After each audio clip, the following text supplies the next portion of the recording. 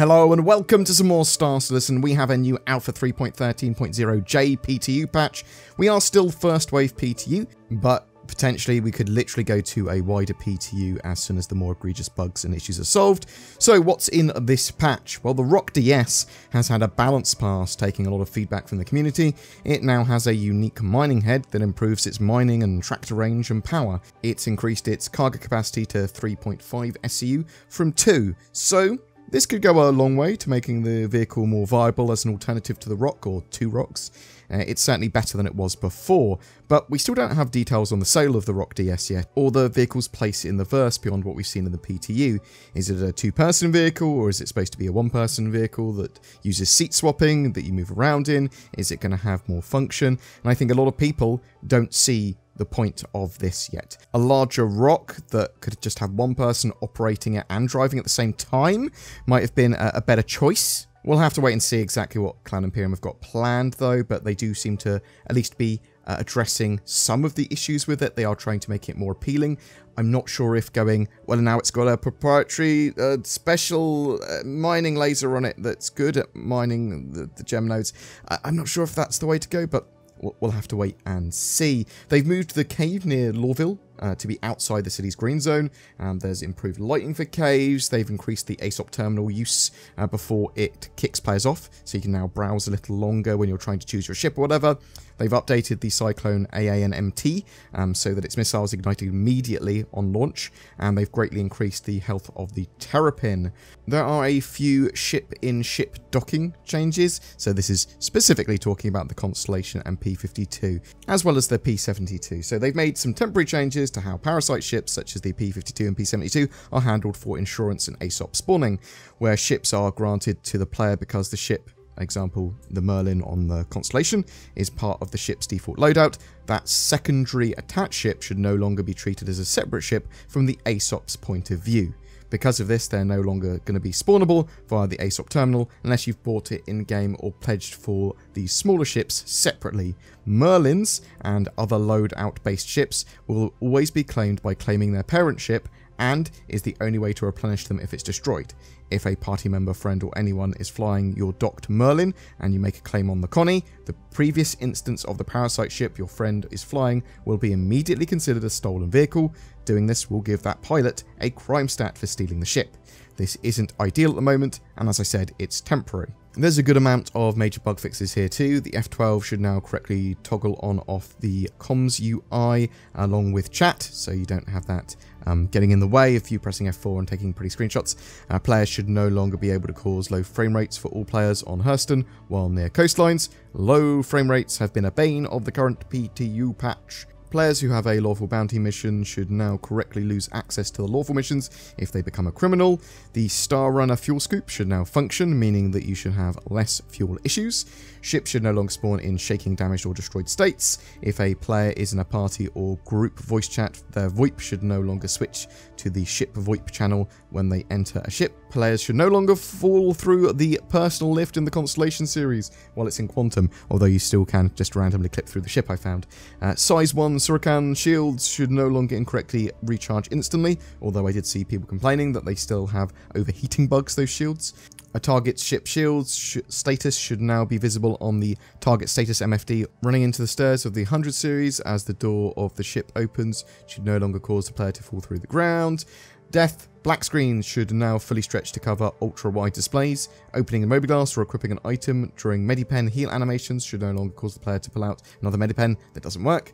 The Drake Buccaneer and Misk Prospector's thrusters should no longer overheat if they maintain 100% thrust. They fixed an issue causing multiple ship bridges to have an overly bright fog volume around them while around glass clouds. They fixed an issue causing overly blurry cockpit glass wear build up after using a ship for a short period of time. The Valkyrie Liberator right side passenger doors should no longer kill the player when mantling up it. They fixed an issue that allowed some vehicles to sometimes pass through sections of the ground, causing damage. They fixed many gaps in the floor around cargo decks where trolleys could get stuck or flip when pushed. Gunfire from the Revenant Gatling should no longer rapidly create overly bright flashes on the cockpits of ships. Reflections from lights inside the Aegis eclipse should no longer create a bright ball of light that obscures the player's ability to look out of the cockpit. Highlights should now correctly appear when interacting with off-shelf ship components at stores in the PU. FPS weapons should no longer block flashlights when aiming down at these sights, which caused high reflections on guns. The mission giver Twitch should no longer be missing and away from her chair. Players should no longer receive a journal entry suggesting that they have been fired by Crusader or Huston Security when they have not been, every time they log back into their account. Quantum-sensitive cargo should no longer become stuck to a player's hand when they're holding it. Cargo carryables for missions should no longer endlessly drop and reappear in the player's hands when holding them. Constantine Hurston's objective should now correctly show when accepting his invite mission. They fixed missing geometry around the cave entrances near Lawful, which caused players to fall through the world, and they fixed 13 client and 5 server crashes, as well as a main thread deadlock. There are still some known issues that need to be fixed. Custom loadouts are reset to default when a ship's name is changed. 100 series is missing its pitch, yaw, and roll, so you can't really use them very well. Constellation ship elevators lose collision when snub ships are undocked. The quantum-sensitive cargo can become stuck in a player's hand while lacking all functionality, although they did say they'd fix that. Maybe they hadn't. On landing pads, trolleys are unable to be pushed, pulled up entryways or cargo ramps or elevator ramps. And trying to dock with a moving constellation and P-52 or P-72 is very janky, and they sort of lag behind and snap to each other.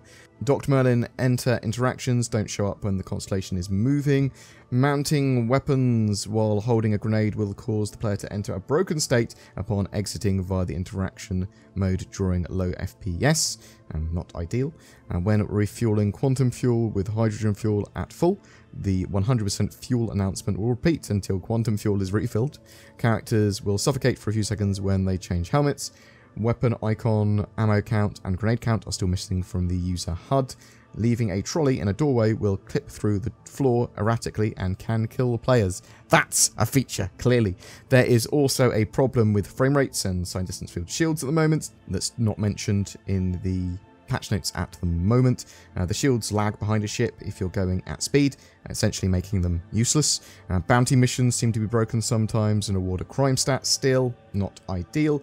Do want to mention something else as well. While I was recording this, Zin's been playing 3.13 J on the PTU, and she's having problems with all the landing pads everywhere, even when they're not full, being full.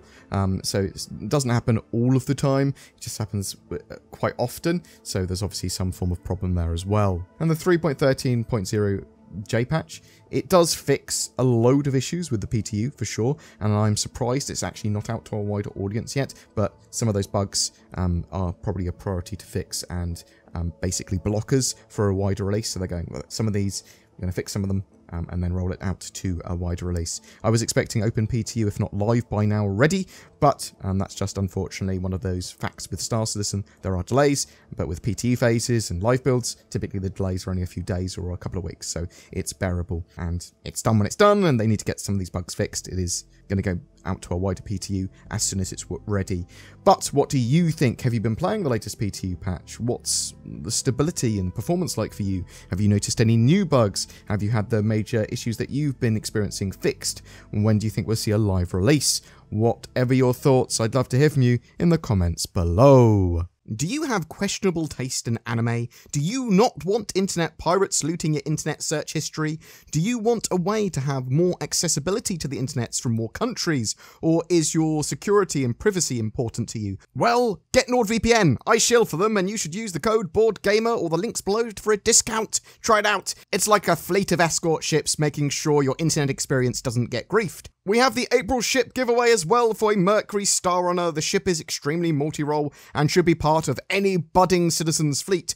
All you need to do to be in for a chance of winning one is comment on any of my videos made during the month. A random commenter will take that prize. These giveaways and the wider channel content are made possible by people that go the extra mile by becoming a Patreon or a YouTube channel member with that join button and the links below. And me and Zin, the editor for the channel, are now trying to put out regular exclusive content as a thank you. We'll also be asking you in those videos to help shape the channel with making decisions about what content we do and how we do it. Please consider joining if you're really enjoying the content. It really does help. Take care, guys. Thanks for watching. Make sure you like and subscribe for more Star Citizen content, and I'll see you in the verse.